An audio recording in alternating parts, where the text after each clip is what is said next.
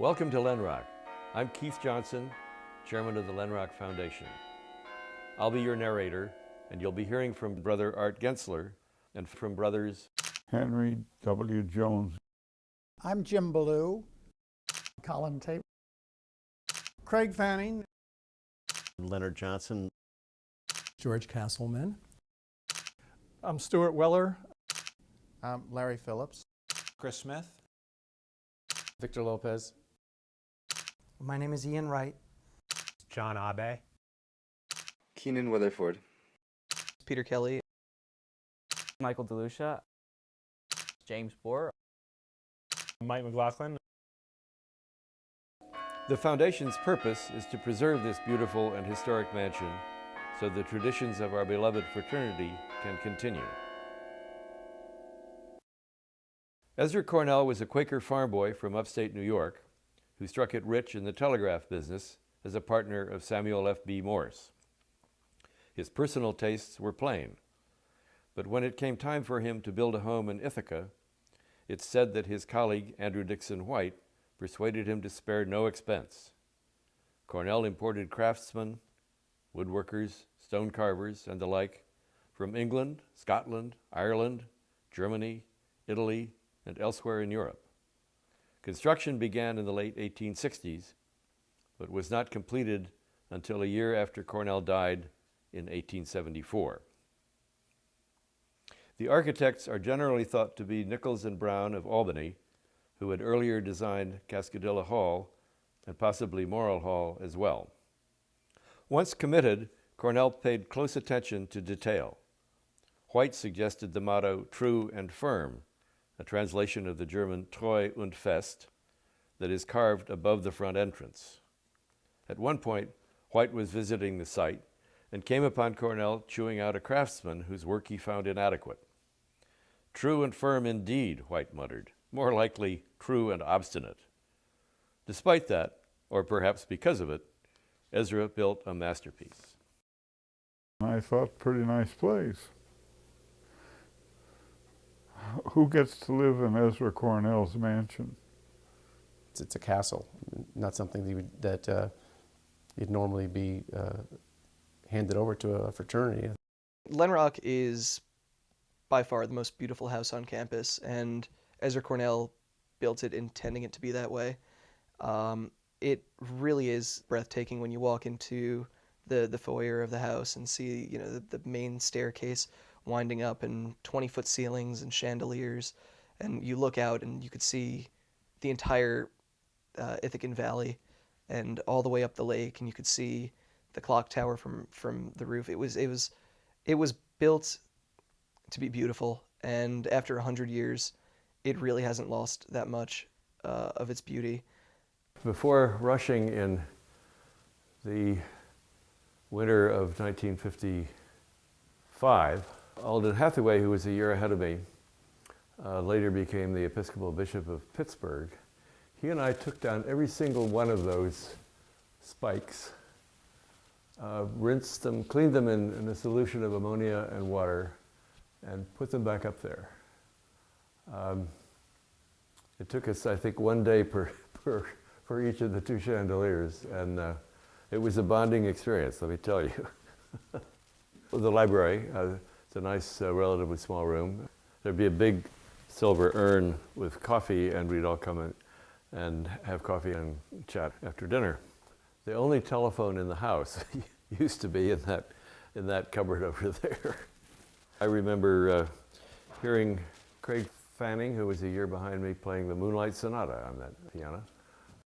Delta Phi, one of the three oldest college fraternities, came to Cornell in 1891, 23 years after the university opened its doors. The Pi chapter settled first at the foot of the State Street Hill, and later at 515 Stewart Avenue, just north of the bridge over Cascadilla Creek. In 1911, Pi of Delta Phi had the foresight and good fortune to acquire Ezra Cornell's splendid mansion from his daughters. It would not have happened without George S. Tarbell Sr., a member of the first pledge class and an Ithaca lawyer. Tarbell not only arranged a mortgage on Llenroc, but also transferred Delta Phi's Stewart Avenue property to the Cornell daughters as part of the deal. His son, G. Schuyler Tarbell Jr., Pi 1922, became a distinguished president of the Cornell Delta Phi Association. Llenroc was added to the National Register of Historic Places in 1980. The facade lighting was actually at the request of the city of Ithaca. And this is a piece of Ithaca history that they wanted to show the house off. The purchase brought an eloquent letter of congratulation from Andrew D. White. He ended with this: "From the great quadrangle of the university, the music of the chimes comes down from the library tower upon the whole place, morning, noon, and evening, as a benediction. I am glad to see a house so dear to me in the possession of so distinguished a fraternity as yours. I trust that the occupation of a place hallowed by so many cherished memories will bring a blessing on all who enter it." At Cornell, we were not known by just Delta Phi, but Llenroc. Freshman year, I never called my dorm home, but after joining Llenroc, I was very comfortable saying that I'm going home. Llenroc is a beautiful house to live in, and immediately became our home, and that's how we thought of it. Not just as a fraternity, but as truly a home, a place we looked forward to going to when we got done with the classes, and sometimes a place we dreaded to leave when it was time to go. I felt that the fraternity was really my first true home, and that I'd moved around a lot when I was a kid. And I remember telling my mom once when I had to head back to the fraternity that it was time for me to head home, and it was kind of a bittersweet moment for her. She was sad that I referred to Llenroc as my home, but happy that I had found such a place where I really enjoyed being with the people. Andrew D. White's wish has been fulfilled. Llenroc has indeed blessed all who have entered it. From the beginning, the fraternity has had a special character. The brothers encouraged both academic achievement and serious participation in extracurricular activities. A number of Delta Phis served in World War I, and at least one of them, Morgan Smiley Baldwin, Pi 1911, was killed in action in France. The grand staircase connecting Cornell Avenue with University Avenue honors his memory. During World War II, the house was taken over by the university as a residence for about 50 naval officer candidates. In 1946, Ed Johnson, Pi 1941, single-handedly restarted the chapter with a large group of pledges.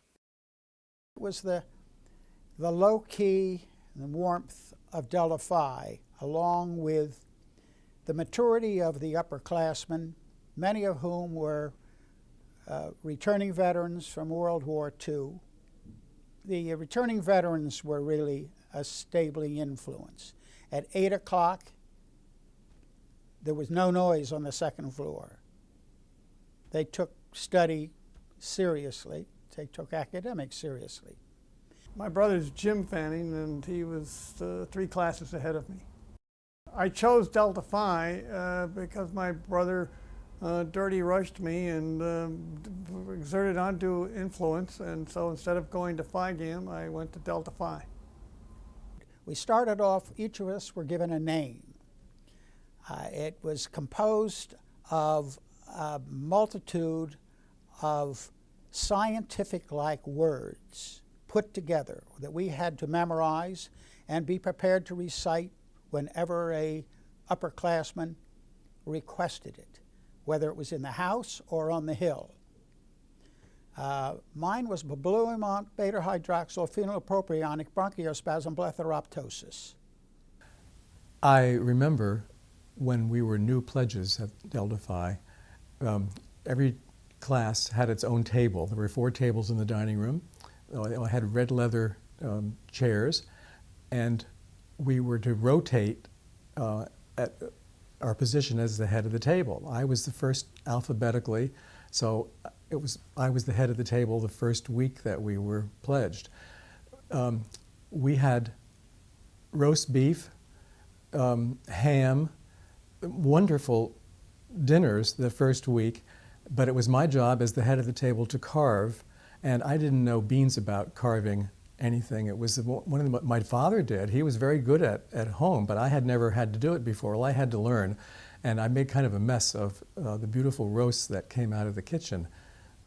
Every year the pledge class has to do a project for the house, and again, this is quite literally a way of giving back to Llenroc, is helping make it look better, taking something that's fallen apart and fixing it. And we were rather ambitious in my class, and we had one pledge class member who was particularly adept as a woodworker. And so we all rallied around him to tear out rooms full of benches in the basement and create wooden booths downstairs. And so those have persisted to this day. And so for me, that's a real point of pride. And for our class, that was something where we were literally able to etch our names into a part of the house. Our pledge project was the worst pledge project ever, but it happens to be the wooden sign that we installed in 1992 that welcomes visitors to Llenroc. And I think that since it was the worst pledge project ever, at least the older brothers had always said they're going to replace that sign constantly, and I've heard, within 3 or 4 years people wanted to replace that sign. But I believe it's still the sign 20 years later that welcomes people to Llenroc at the end of the driveway. Well, during the initiation, there was a fellow down in one of the cisterns, which was off the chapter room. And when the initiate made the right response, he'd say, "Let the keeper of the great seal record it." And it would echo in that cistern. It was quite impressive. In general, we were looking for people who were pretty well-rounded. It was important to us that we had as much representation in the house as we could to match what was on campus. We tried carefully not to become known as an engineering house or only a hotel school house or so forth. We wanted to spread around a little bit so we could be attractive to a lot of the campus. And I think we were looking for gentlemen that had a lot of different interests and participated in different activities as well. But all that aside, it was mostly about how well did we get along with the people who wanted to join the house, and could we see ourselves living with them and becoming friends with them and doing things with them. There was no, there's no one type of a person that was in the house. So I think that's part of the attraction of it. There's no mold to fit or to not fit into. It was pretty accepting of everybody. I think you had to have a certain amount of social skills to sell yourself into the house during the pledging process. I think my pledge class is phenomenal. I think we are so diverse. If you told me that I was going to be living with an engineer my sophomore year, I would have laughed. I said I wouldn't even have known engineers. I didn't join fraternity freshman year, but I remember vividly going down to Delta Phi during Rush sophomore year and being captivated by the house, approaching it for the first time.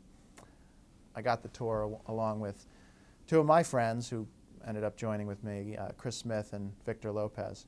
So we all decided to rush and join together, and as other alumni may tell you, it was a bit of a down point in the cycle for the fraternity. We were a class of 5 joining the house, and the alumni were concerned and actually considered shutting down the house for a year or two. And to me, it was a great opportunity to almost effect a turnaround, to be part of a institution that had a lot of history and had a lot of potential and was a wonderful place to live, and a good core group of guys, but also to try and, bring more vitality to the house and build, build back the fraternity standing on the hill. And so not only did we, have a plan to do this together, Chris, Victor, and I, but we also felt it was important to connect with the alumni. And I actually went down to New York City and met with the alumni board. And they assured me, much as an investor would in a company, that they'd give us their backing. My pledge class I still see and going on vacations with 6 of my fraternity brothers and their wives, and there was a core of us that are very, very close. Here I am, I'm almost 40 years old, and my best friends today that I see on a regular basis are my fraternity brothers.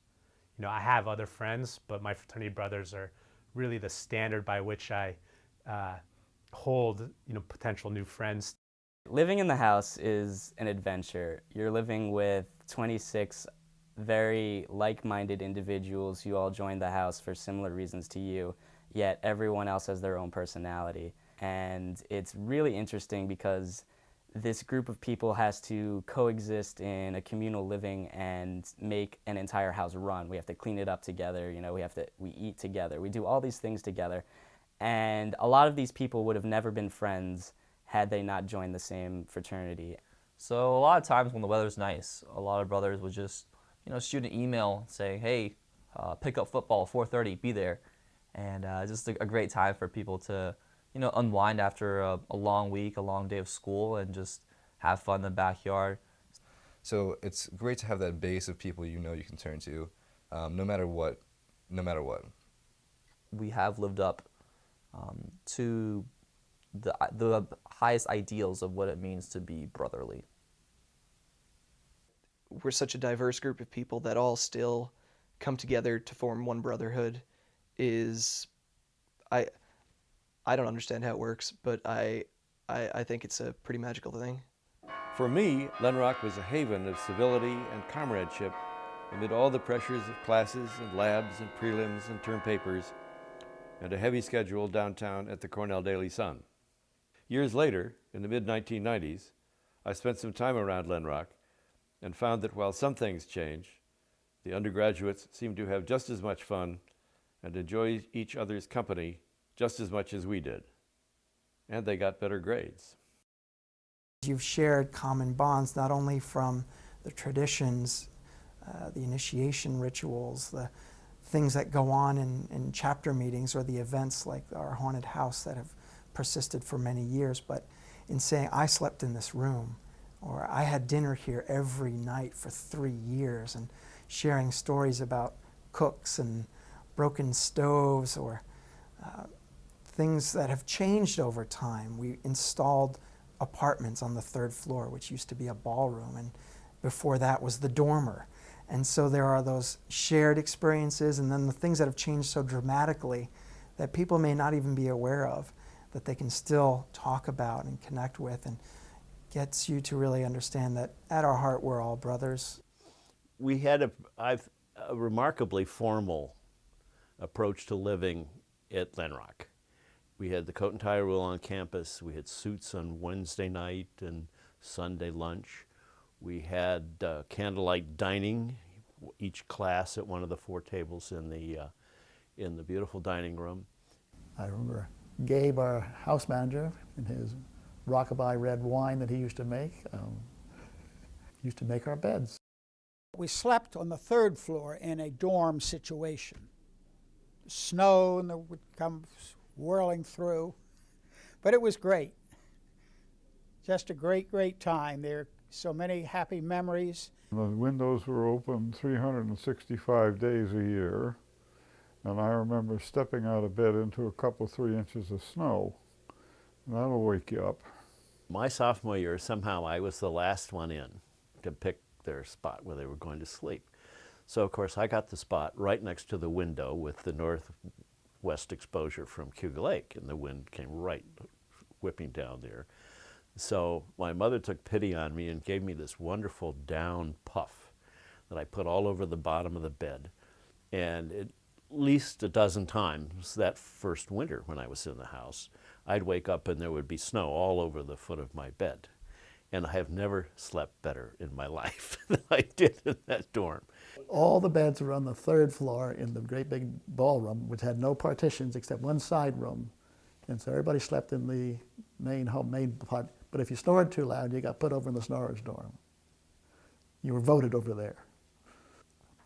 So the big change, I don't know what happened, was when they brought the beds downstairs. So when the sexual revolution came along, a big dorm like that wasn't very useful.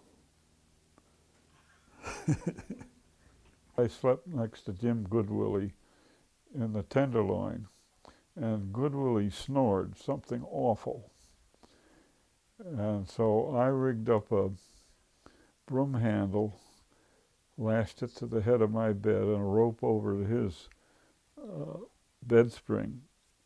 And if he got to sleep before I did, and he was snoring and I couldn't get to sleep, I'd reach up and yank the thing, wake him up, tell him to shut up, and see if I could beat him back to sleep. Faculty eggnog was held once a year. The faculty enjoyed coming down, probably partially because it was Llenroc, and some of them had never been in it. It was made in a huge cauldron and stirred with an old rake. There was lots of bourbon in it.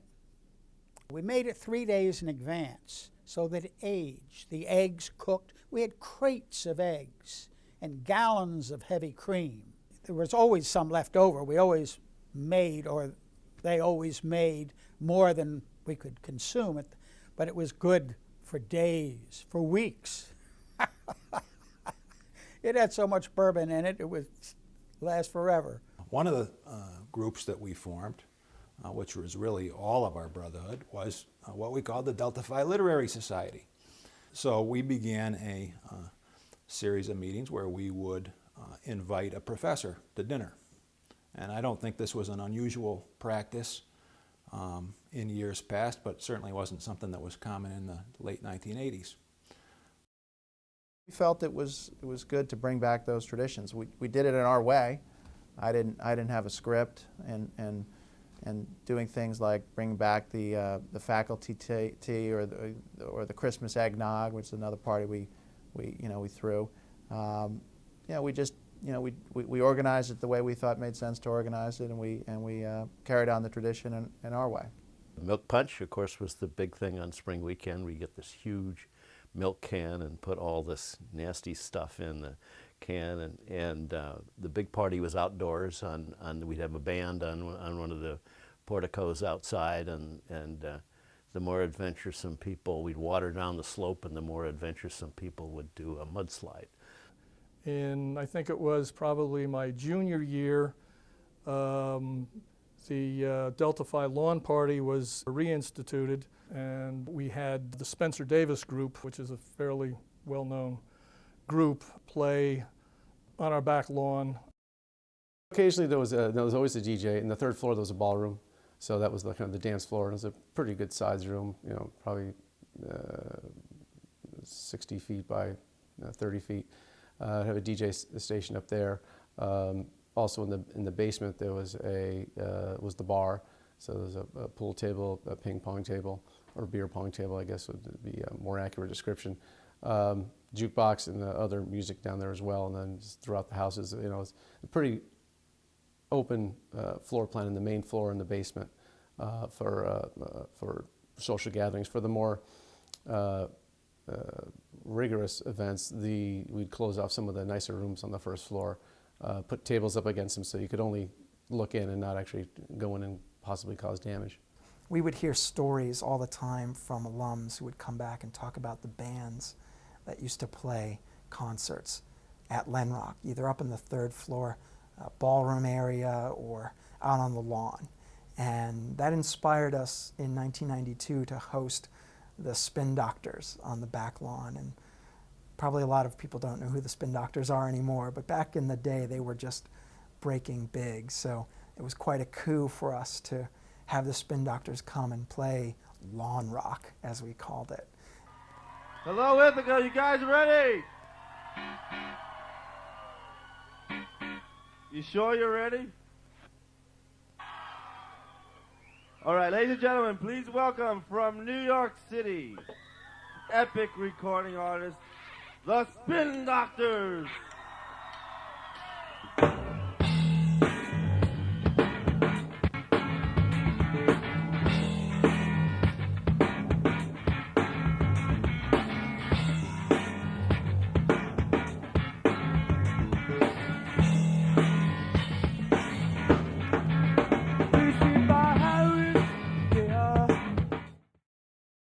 Delta Phi had a barge in the crew race, which was on BB Lake.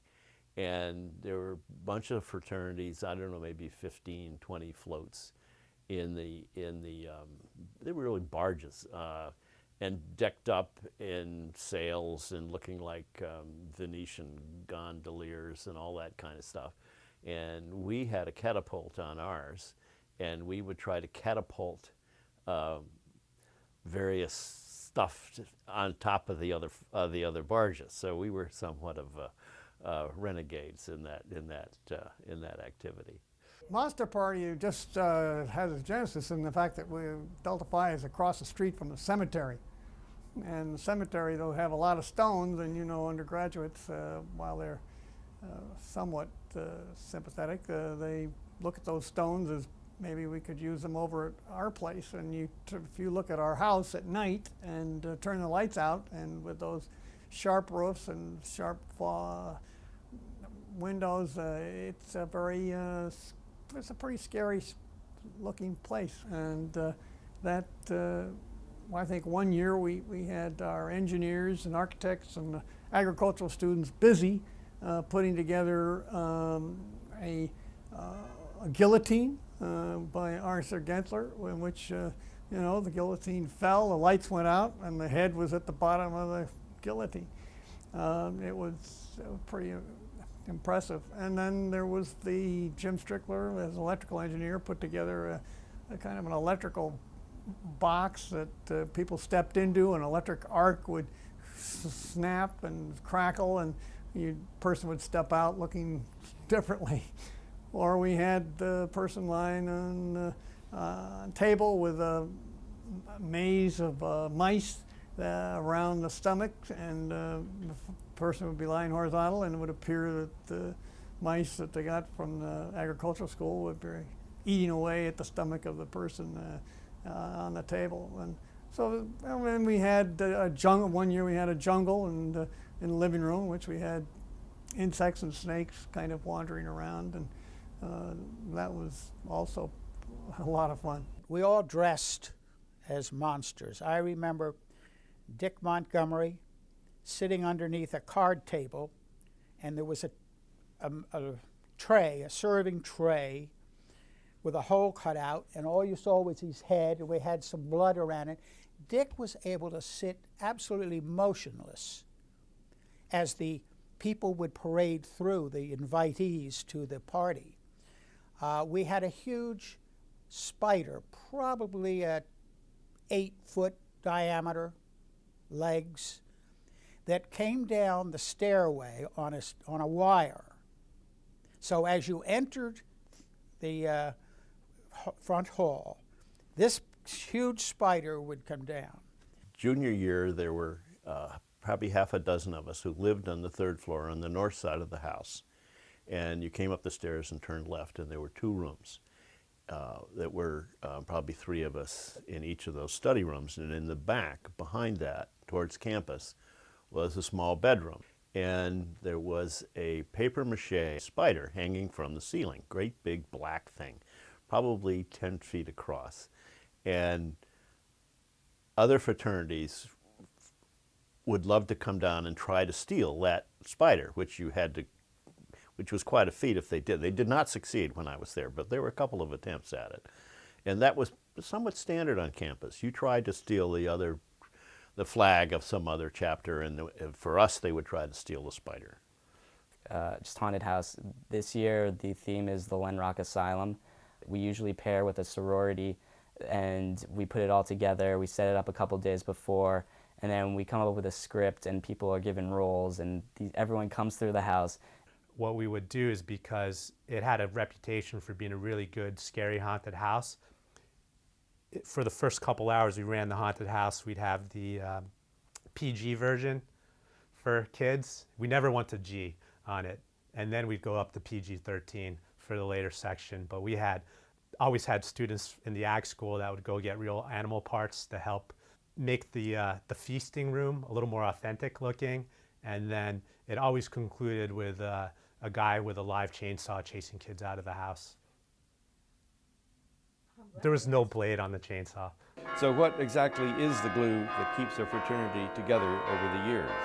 Delta Phi runs in families. Many of us have brothers who are brothers. You heard Craig Fanning speak of being dirty rushed by his older brother, Jim. And that was my brother, Leonard, talking about guarding the spider. There's also a tradition of fathers and sons in the fraternity, beginning with George Tarbell, who helped us purchase Llenroc, and his son, Schuyler, the association president many years later. My father, Henry W. Jones, Jr., took those pictures in that album that he gave. Well, my father was the class of 17 war, and that meant that they graduated early and went over to France, and he spent a year in the trenches in France as a captain of the infantry. He was Tau Beta Pi at Cornell, which is the Phi Beta Kappa of engineering. He was real bright.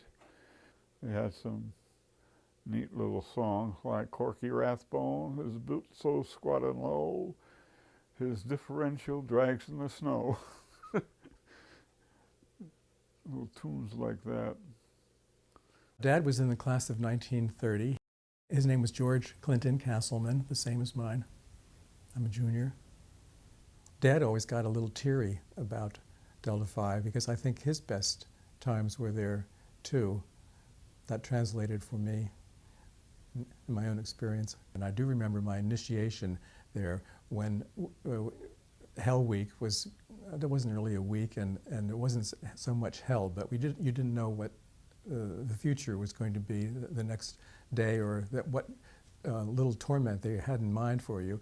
But the final day, and I don't know if I'm supposed to talk about this or not, but the final day we were all blindfolded, and I heard didn't know who was there. I heard my father's voice. My father came all the way up from New Jersey, where we lived, to be at the initiation, and then he was there the next day when we were all official Delta Phis, and he was there for the lunch, and that was a very happy thing for me. And also knowing that, hearing his voice in the background, even though I was blindfolded, it was reassuring that I wasn't going to be killed. My father, Harry Weller, was a member of the House. He matriculated at Cornell in 1939, and on December 7th, 1941, was in the music room where the piano is, and heard on the radio FDR's announcement of the attack on Pearl Harbor. That radio, although it didn't work, was there 30 years later when I was at the House, and he always remembers telling me that story. The House always meant a lot to him. I still have one of the old tradition that had faded before I got to Llenroc, was everybody got a mug with the insignia of Delta Phi on it, the cross, and I still have that mug. I guess tradition was when my father died, I was supposed to smash the bottom of the mug, but I couldn't make myself do it, and I still occasionally use that mug to this day. With the help of your devotion and generosity, Llenroc will continue to prosper for another 100 years as the home of Delta Phi at Cornell. No one can speak to this better than Brother Art Gensler, a well-known architect and a major benefactor of our chapter. I've been known by all the Cornellians as Goose. This is a building that really represents both Cornell as well as Delta Phi. You know, it's kind of a formal place, but a lot of fun, and we really respected, and I think it gave us a sense of because it was so quality, it gave us a sense of respect for the building, and something that as an architect I've learned that if you do something well, it carries over to the way people use it. It's important to give back in life anyway. This is a perfect opportunity to give back something that gave you an awful lot. Just as the alumni assured me that they'd give financial support to me and to the fraternity when I was an undergraduate, I feel it's important to give back and help contribute and build a foundation for the future. This is a really critical time. We've things that just have to be done or we'll lose this building, and it's not fair for Cornell, it's clearly not for the history of Delta Phi, that we've got a building that ought to be preserved and kept.